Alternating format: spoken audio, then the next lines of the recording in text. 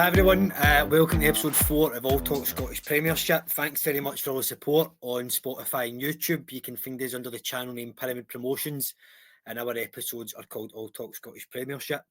Thank you to our sponsors VSN as well for sponsoring every episode. And also, if you can't watch all the podcasts or listen to all of it, or you just don't have time, you can go into my TikTok. It's just my name on TikTok, and you can catch some clips for that. And once again, this week we are joined by Brooklyn Bones. So how are you, Brooklyn? On the fact, mate, we've answered this question about 4 times now. Showbiz. Yeah, I'm good, mate. I'm good. I'm okay. Thanks. Just finished work there, so looking forward to this. So I don't know if I'm looking forward to this because we're going to talk about Scotland. So, mate, I can't even be bothered at this point. But look, somebody's got to talk about it, so we'll be the ones to try our best to work out what actually happened.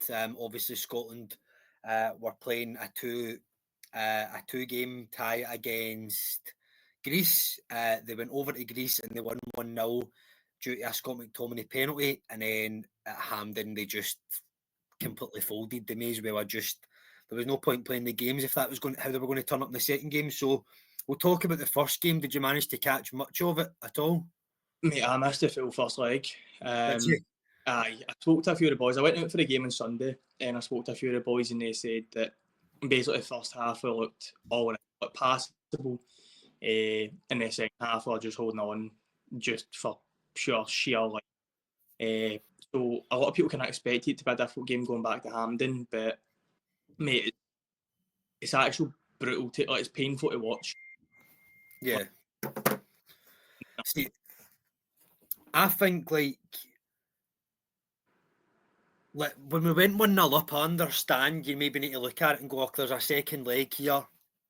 You need to maybe be smart with it, but I don't know. I just feel like we could have went and got that. Like, look what Greece done basically at Hampden. We could have went and got that second and third goal and maybe killed the game off. But look, Greece aren't a bad side. I mean, I'm pretty sure they beat England at Wembley.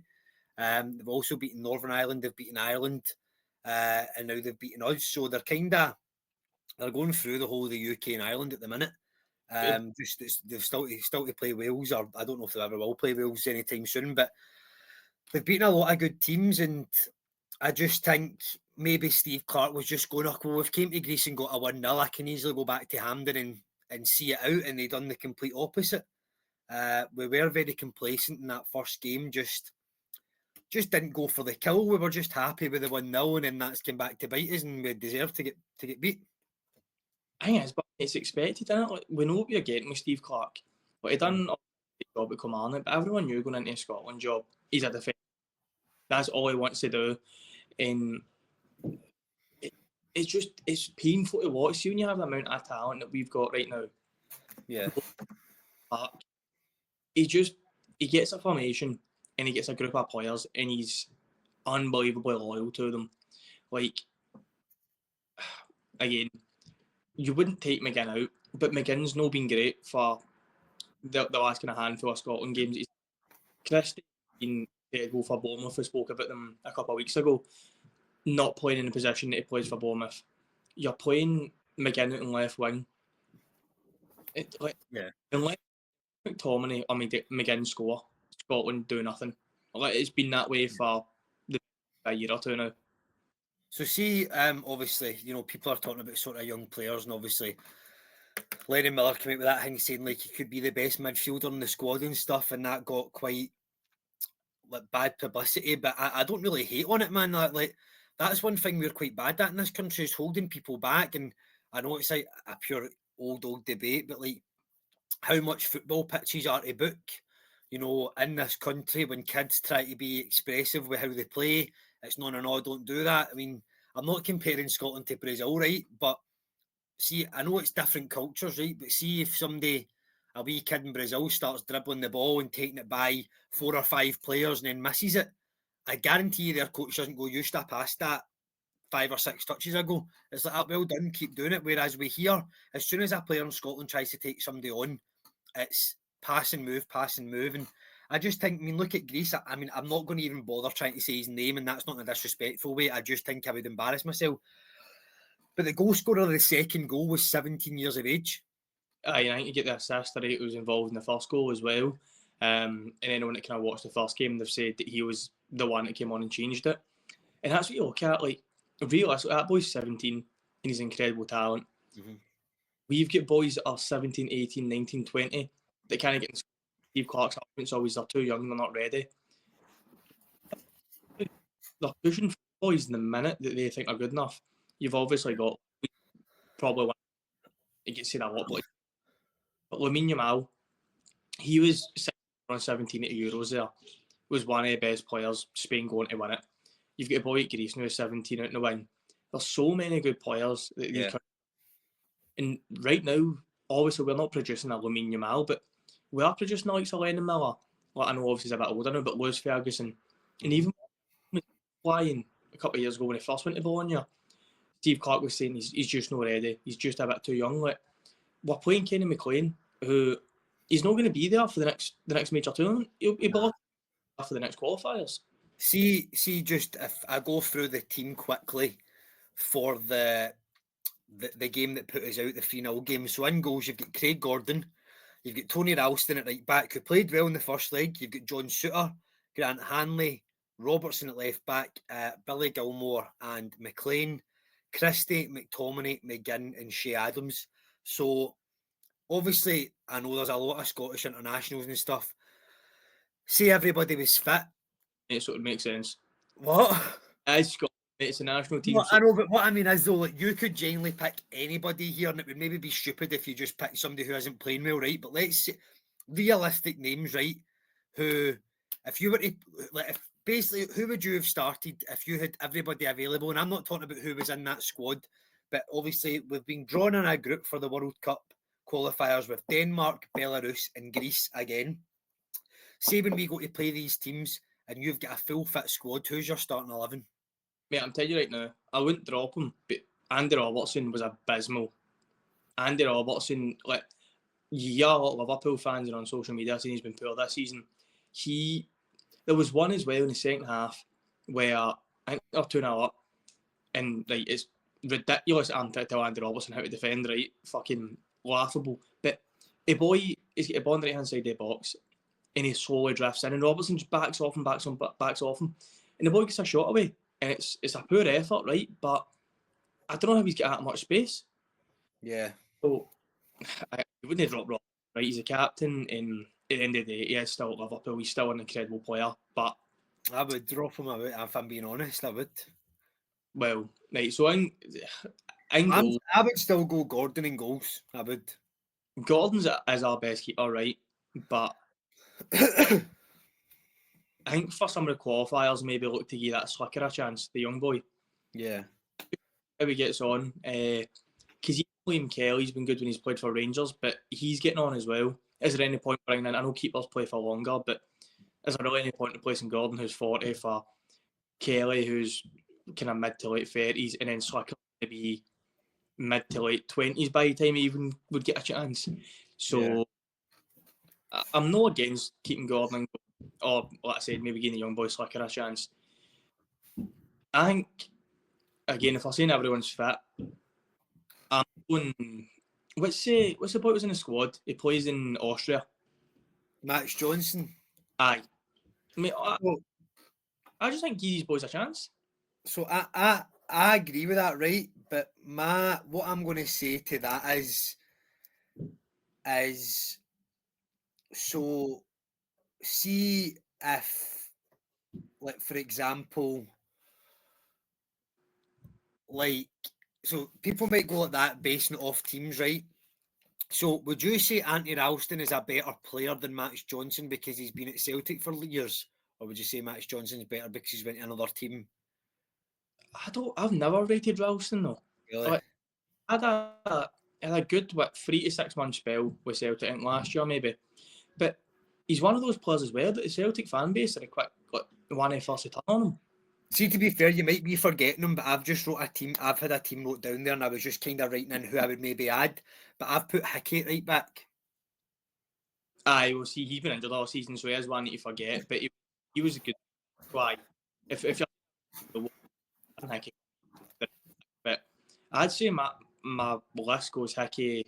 I've already forgot the boy's name. Like Max. He's that good you forgot his name. Max Johnson. Maybe I just hate Ralston. Maybe that's the problem. But No, I agree with that. I do agree. Centre back Suter. I think Suter has been incredible for Rangers and the team. Just shoot McKenna. Mate, just shoot Hanley. Just actual take him out the back, mate.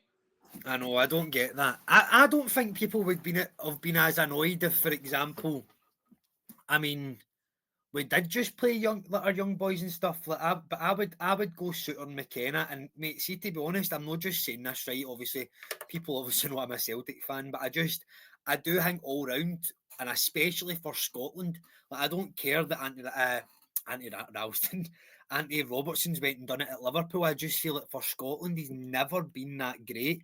I would have a back four, and I would put Tierney at left back. That's what I would do. McKenna. I think how, for me, it's mental the fact that McKenna's playing every single week in La Liga. Grant Hanley can't get a sniff in the English League One. And Steve Clark's looking at that through his yellow beady eyes, thinking, aye, that's the centre back player now. He's mental. So but people think I'm part of a Derek McInnes fan club, but no, I've put him in shout with the Rangers job. Do you think he could be the next Scotland guy?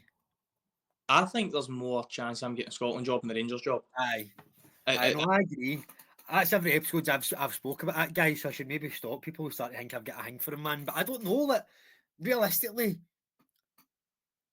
Is Steve Clark, club-wise, would you say Steve Clark's got a better record than Derek McInnes? Probably not. No, obviously Steve Clark was doing the Premier. He was assistant at Chelsea for a while, took over the West Brom job, done well with Kelly, but McInnes done well with Aberdeen. Fuck me, he was taking them to cup finals every year, which isn't since like Sir Alex. That's not been normal for Aberdeen. He was consistently getting them third, which you've got Hearts and Hibs there. At times, he obviously overtook Rangers. Like a couple of years ago, he ran Celtic quite close. Right up, it was only up to January. It was right there.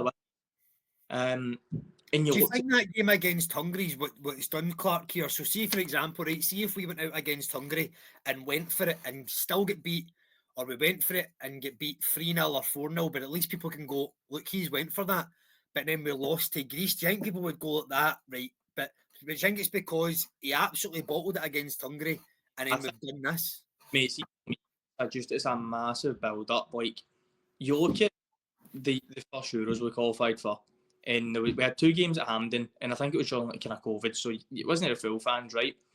But you're looking at 2 home games. You see what England done that tournament, right? And obviously a much better pool of players, but they used home advantage. Mate, we had 2 home games, and the game against Czech Republic was embarrassing. We looked all right against Croatia. Hope was against Republic. Even to get there, mate, like, we were lucky to beat Serbia. We beat them on penalties, and again, good squad, but every single game was just sitting. And that was all right back when we had 2 or 3 players that could make a difference. You're not looking at a squad where a couple of boys are injured, right? But that midfield is playing all across Europe. It's some of the big, and you're not letting them dictate or dominate games because you're playing, like I said, McGinn on the left. You're playing Christie in a position where he's not really been doing anything for a couple of years now. He's been a lot better at that holding role. Robertson, who's been miles off all season.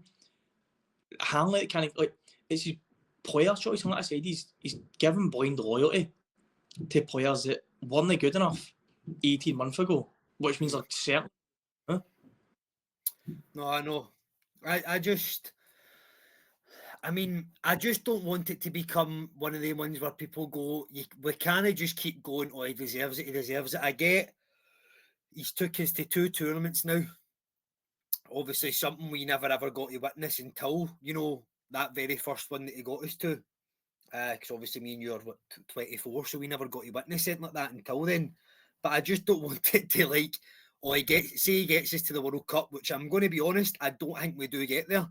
But say he gets us there, does that mean for the next 4 years we go, or the next 5 years we go, but he got us to the World Cup, so he deserves another chance, Well, mate, that's the thing, right? The game against Norway that we won 3-2 in Oslo, we sat back for 90 minutes and Kenny McLean got 2 goals on like the 87th and 90th or something. That one, it was 2-1. Aye. 2-1. just sitting in defensively. The Spain game's the only game it made sense to play like that, and he's been built off that. Like, I know he obviously got us to the Euros before that, right? But everyone always goes back to, I bet we bet Spain. I bet we bet Spain. That's what Celtic fans are now sitting going, we should bring back Neil Lennon because he bet Barcelona all those years ago. Yeah. But you can't just live off one result. Like, come on, bet Celtic. We shouldn't have you couldn't keep him. It doesn't make sense to just keep a manager. He produces one good result out of 20, 30, 40 games. I just like where would Steve Clarke go? I don't think I don't know. He's a bit monotoned. I mean, I can be monotone sometimes, but I don't see him going into like a punditry job. I think you'd end up going to the SFA. I think you'd work for the SFA in some capacity. Because I don't know. Like, I don't know who I would like. I couldn't really think of a manager right now who I would like to see in there apart from maybe Derek McInnes. Like, who else would take that job on Scottish wise? They don't need to be Scottish, but I think, to be honest, mate, like if you can get a good manager, you are what kind of where they're from at this point. Because I know traditionally you only appoint a manager from that country, but England have obviously broke that, and they've got Thomas Tuchel, who's won the Champions League. He's done incredible, basically wherever he's went. Obviously, we're not going to get a Thomas Tuchel, but there's no reason we don't get the likes of Peter Bosch or something along those lines. Someone that's European pedigree that you bring in, you go, right, they're tactically aware, they've got experience of working with young. I think that's the biggest thing, experience with working with young players. I think you bring he came through like is he a Dutch coach? Like someone from the Dutch league for me, like someone that's experienced bringing through the youth.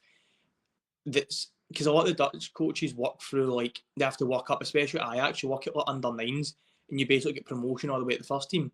I think Dortmund do something similar in Germany. Someone like that, and just something that's quite exciting that makes people go like. And at the end of the day, it's international duty, so you're going to qualify for the World Cup. But you've got all these Nations League games, so see if you bring someone in that doesn't work for a couple of games, then you can you plan it for there. But I think it's dangerous to keep Steve Clarke because it's just going to be the same mistakes over and over again, and you're now finding that even the people who are defending him a month ago, after that Greece game, basically all there was just people saying that he's got to go, his style of football, it's horrendous to watch. See, I'll quickly run through the rest of the team, but you might come at me here for saying, because obviously you played McGinn out in the left, but there's a reason I would do this. So I would play Gilmore and McGinn sitting, but I would play Gilmore more sitting and McGinn, so when we're on the attack, McGinn would push up. I would then play Ben Doak out on the right, and I would play McTominay in the middle, in the number 10, and I would play Christie on the left. And what I would do is I would bring Christie into the middle with McTominay so Tierney can bomb down. And I would play Dykes up front. I like big Dykes, so I'd play him. I don't mind Dykes, right? But what is a game against Greece, right? He subbed on 3 strikers. He subbed on Tommy Conway, he subbed on at Hurst, and he subbed on another boy. He subbed on Wilson for Hearts. Yeah. Mate, he him completely out of position. He stuck with a 4-3-3 instead of putting 2 up front. Wilson was putting off right. You're telling him, I understand that he's a young boy, he's got a, you're telling someone that's barely played professional football, go and do a job out in the wing when you're 3-0. He's a good player though, apparently there was a lot of... But what I mean is I think you should South want him and stuff, but I get what you're saying. No, but I think if you're bringing him on, which is good to give him game time, put him through the middle and let Hurst go in the right. Because you've got a young boy who you can mould into kind of what you want, but he's been doing the job at Hearts, is playing off Shankland, and then you're telling him to go as a winger. It's not going to work. Or you tell him to go up front with Conway or Hurst and play off each other. Aye. So... Just, what do you think about, obviously, the group that I've already mentioned, Denmark, Greece and Belarus? Do you think we get through? I think with the players that we've got, we should. I think we should be looking at that and going, we've bet Denmark, and Eriksen's not getting any younger, and Eriksen's still the one that keeps it ticking over. Delaney's not getting any younger. Højbjerg, like all their players, just been injured. Like a lot of their players are kind of mid to late 30s now, and you're looking at our midfield that should realistically outrun and have the ability to beat most of these teams. I'm a United fan, right? And I've still got hope for Hoyland, but Jesus Christ, man. Like, if our defence... Belarus won't be an easy team as well. So that they could... I don't think any of the games will be easy, but again, you look at it and you go, we should be beating these teams up. We shouldn't be scared of anyone. It shouldn't be that way where it used to be where like you are hoping and praying that Scotland get a result. We've got enough ability now where across the team, well, we're talking about, I mean, it could change in the summer, right? But the two left, Arsenal, Hickey's at Brentford, who are usually flying set for this season. Souters just made a European quarter-final. Craig Gordon get years of boys at Bournemouth who are going to be pushing for Europa League. Like McGinn's going to a Champions League quarter-final. Like, yeah, you could go on and on about these players and where they're playing, how they're playing. So it was the same as kind of when we spoke about the game against Greece before it happened, and we were saying on paper our squad's better. But mate, is Giacomakis dead? Is Giacomakis just died or something? I completely even existed until one of the boys brought it up the other day. Well, obviously, but he's not even in America now. I'm sure he went to Mexico. Sure, he went to Mexico or something. But I mean, they don't really need him, man. It wasn't really ever a starter for Greece, but the way they played the other night, they didn't really miss him at all, man. And see, just obviously to kind of wrap up on fucking Scotland, man. Fucking Hampden shite, man. Mate, it's the worst stadium I've ever been in. Like, genuinely, that running track needs to go. It's so bad. Like, I just remember watching the game because I had to watch it on TV, and basically, like, we're 2-0 down, and you just pure can't hear anything for the fans, and you're just like, fucking, come on, man. I'm being louder in my living room than they are in the stadium. You're right with all the fucking technical stuff, but I actually done a dissertation on kind of football stadiums and stuff last year, and I done a section on Hampden. So I spoke to, there's a company that done a kind of AI generated design. So what is the SFA for the last couple of years have actually been contacting different companies to say, look, if we were going to do renovations, how would it work? What would be the plan? And the problem is, because it's built the way it's been built on the hill, it makes it a nightmare to do any sort of work. So they were debating putting in, essentially, like, raising the pitch and putting underground car parking. The design, we get it online. It's kind of, it was like the Allianz, like the outside of it was all the kind of LED, something hydro as well. So, mate, companies have sent the SFA these incredible renovations, and the SFA just keep coming back and going, we'll see if we can be bothered in a couple of years. But they need to do something, man. That place is falling apart. Like, I wonder why that is. I wonder why they don't want to make it, like, make it an attraction. Like, obviously, I know, I'm sure it hosted the final of, see, the Champions League where Zidane scored his volley. I'm sure that was at Hampden, but it's never going to host it again, man, if it fucking looks that shite. Well, mate, right, you know yourself, going to cup games at Hampden is a nightmare. Like, try to get into the stadium. The amount of people you've spoke to, like, mate, I missed the first 10, 15 minutes because you just couldn't get in. Yeah. It was a Champions League final, and you've got people coming from all over, that people from Spain that don't kind of really speak English or whatever else, and you've got the stewards trying to direct them where to go. Mate, you get a bit too. I know. It definitely, it needs a lot of big improvements. I mean, not just the stadium, but the team as well. But I do believe Steve Clarke will probably get another chance at maybe getting us to the World Cup, and if he gets us there, fair play to him, but it still means Hampden shite. We'll leave it on that note. But we're going to go on to, obviously, last week we kind of spoke briefly about the games. Just right at the end of the episode, we'll go over the predictions we gave to see if we want to change any of them. But we're going to do something a little bit different, just because no games were actually played, and we've already spoke about Scotland. What we're going to talk about is, well, I'm going to give Brooklyn a wee quiz, and you can feel free to join in as well. So it's going to be the all-time top 10 scorers in the SPFL/SPL, because obviously, there's some players who played in the SPL, but they retired before it was the SPFL.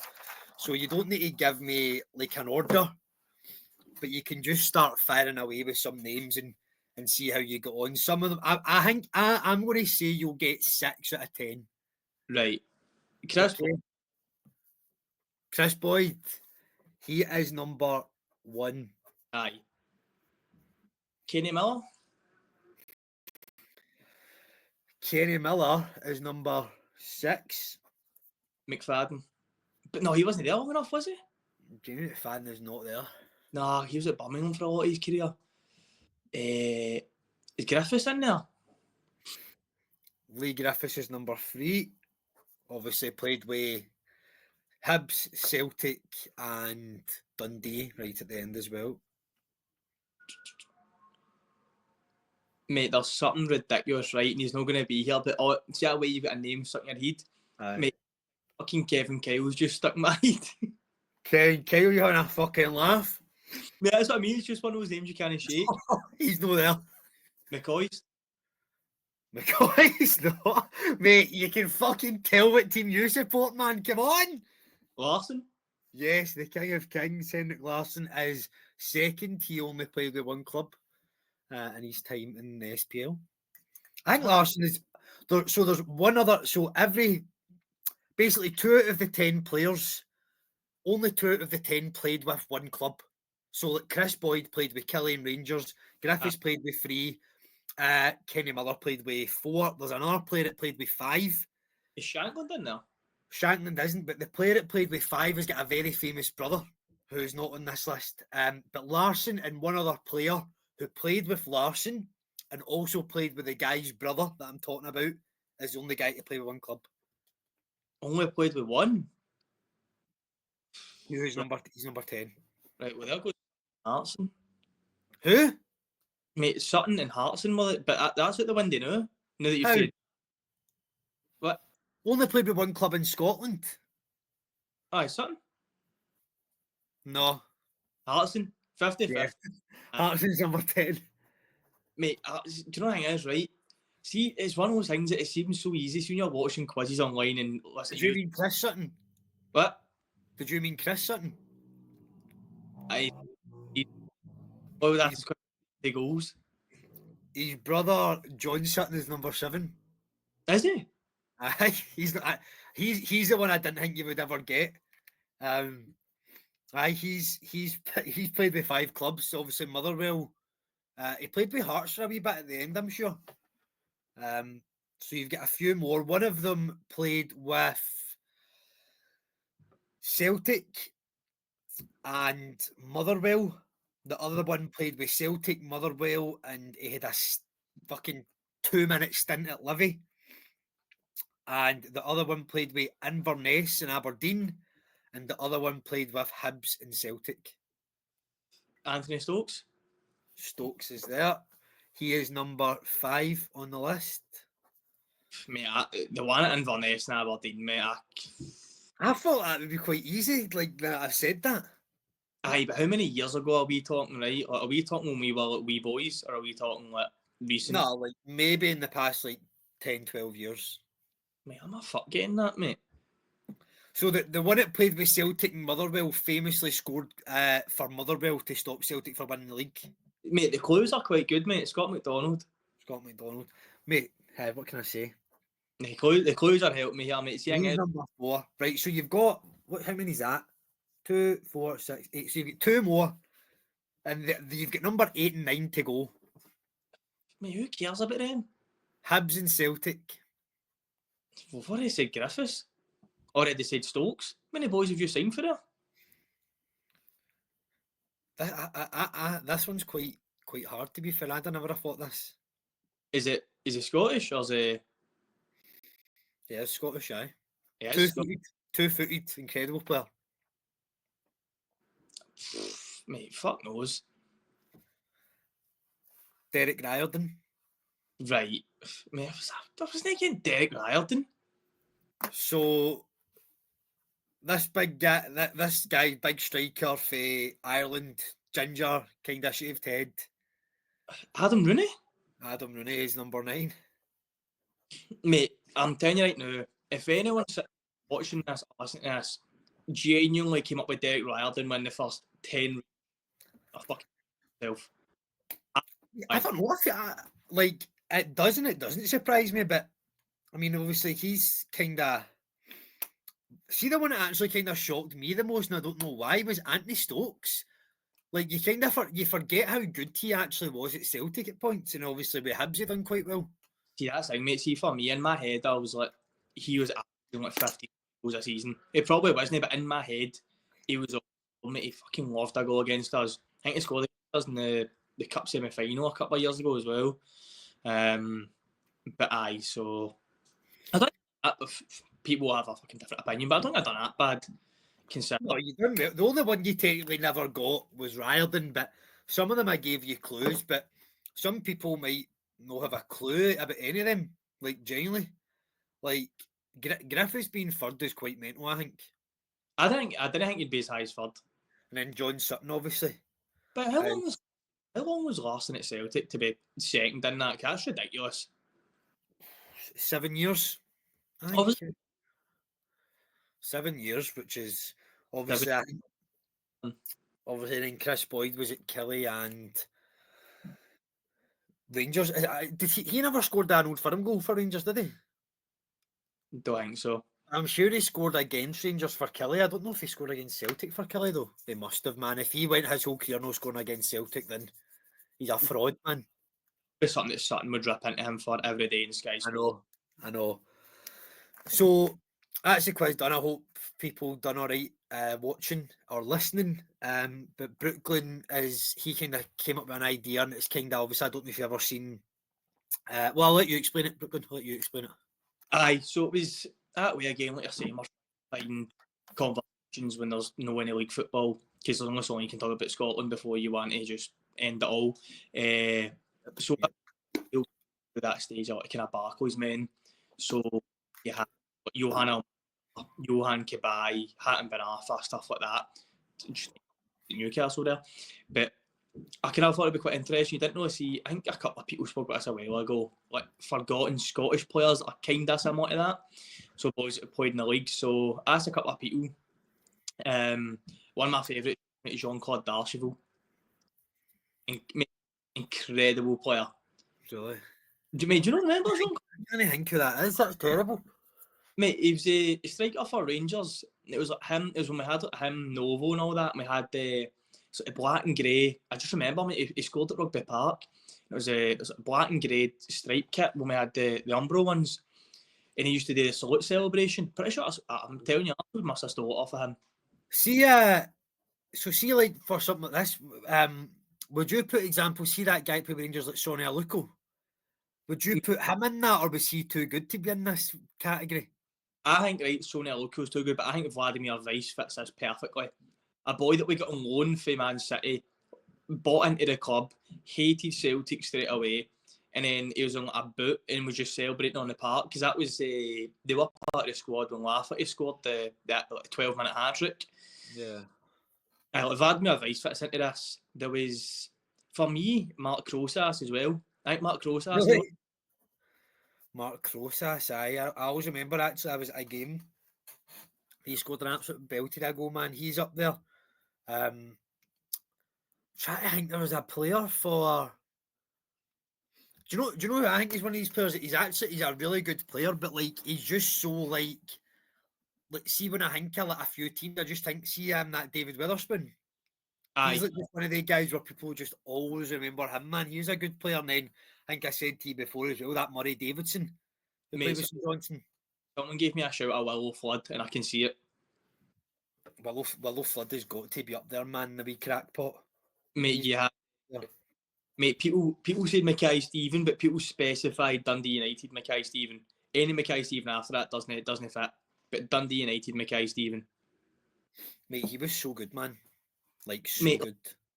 I remember, like, genuinely as a wee guy, you'd be watching, like, Neymar highlights at Santos, and then you go into a video, mate, it was fucking getting even at Dundee United.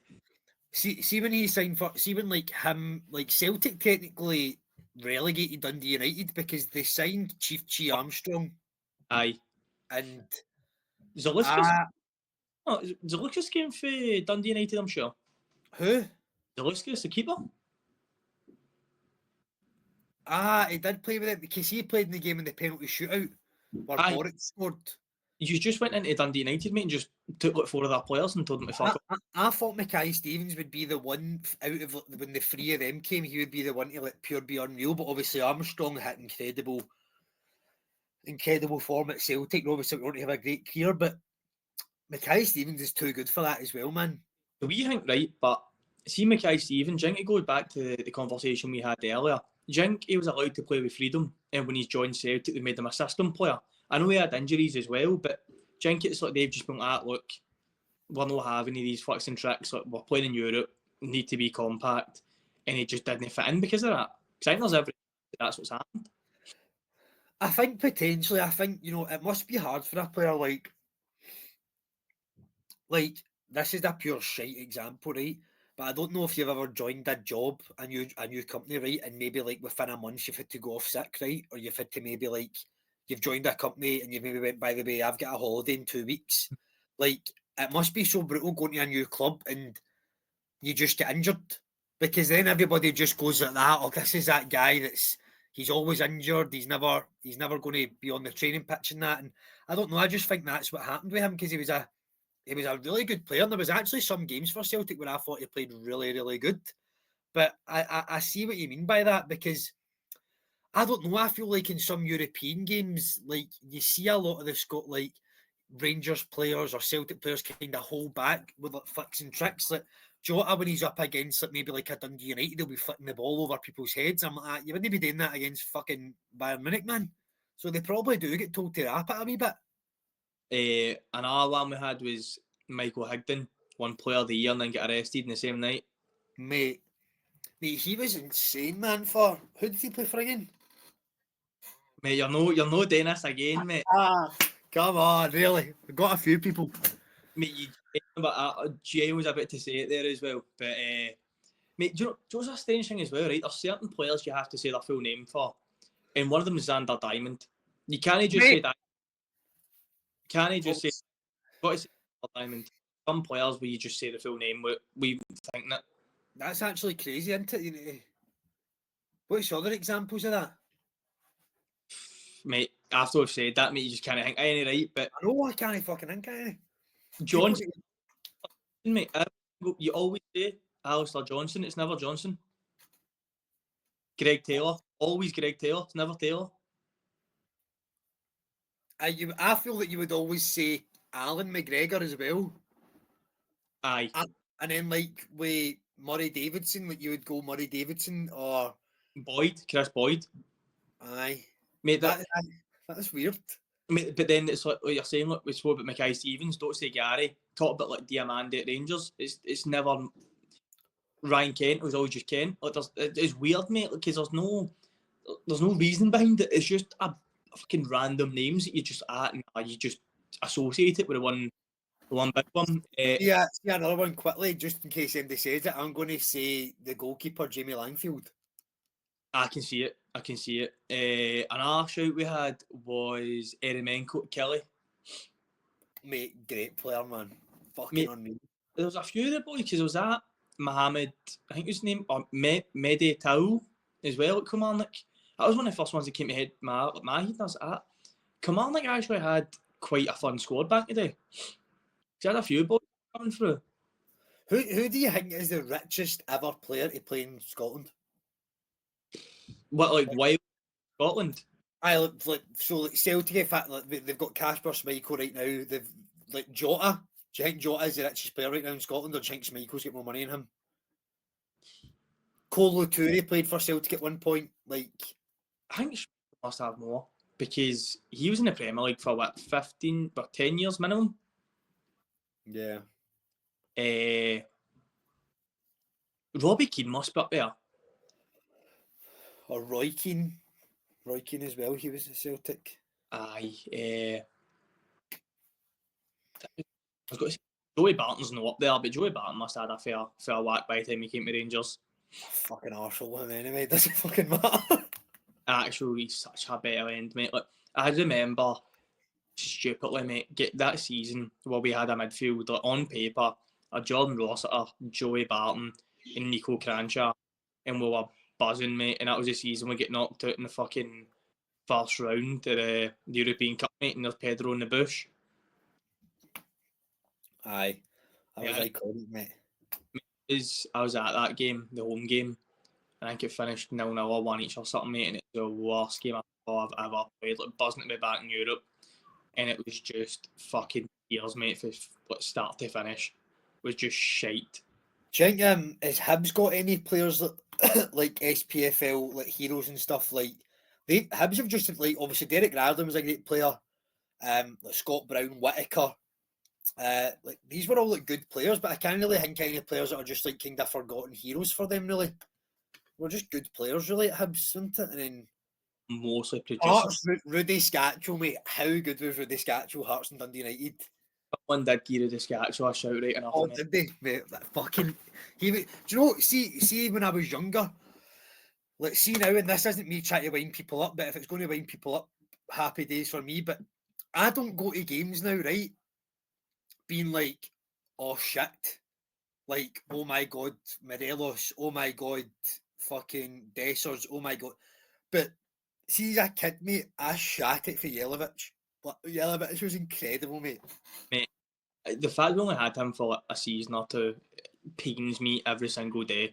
Like, he was just incredible. Like, see if anyone has like a spare 5 minutes, mate, go and watch his goal compilation just at Rangers for like, a season. He's got like 2 overhead kicks in a season. Mate, I'm sure he even scored an overhead kick at Everton or Hull City, whoever it was that man. He scored some topper of goals, by the way. Mate, see that team that Rangers had before obviously we get relegated. See what you're saying, because Aluko was going to sign a deal. He had Aluko, Griggsy, Whittaker, I think Hutton maybe left just a year before. I remember, mate, do you know who's one of those players and all? Bartley. Bartley at centre back when we brought him in for Arsenal was incredible. I remember him, man. Kyle Bartley went to Swansea or something, spending most of his career there. I think he was at Norwich in the Premier League for a while, but Who's the big guy? Was it Motherwell he played for? And I think he was at Smyrna, but Curtis Main. Remember him? aye. He's like one of them. Just like it's a bit like Tony Watt, man. I think like Tony Watt has been to what 8 Premiership teams or something. Like, that's mental. Mate, see, this is like the thing, right? It's like a conversation where you always get like girls going like, well, what the guys do and talk about nights out, and it's just this. You just sit in a pub, mate, and just rhyme off forgotten footballers for. Mate, I actually like see when people like kind of moan about like Tony Watt and stuff like that, like going to so many clubs. I actually think I would pure like a career like that, just going to like different places and fucking all the different kicks you would have and that. I think it would be pretty cool. Aye, I would if I was to play, mate, I'd like to have a journeyman career, like playing in like Malaysia and stuff like that, just so you can experience the culture, stay there for 6 months, and move somewhere else. Like, just keep going back and forth. Like, leave Scotland for a few months, just get a mini holiday, and then move back when you're like, this is shite.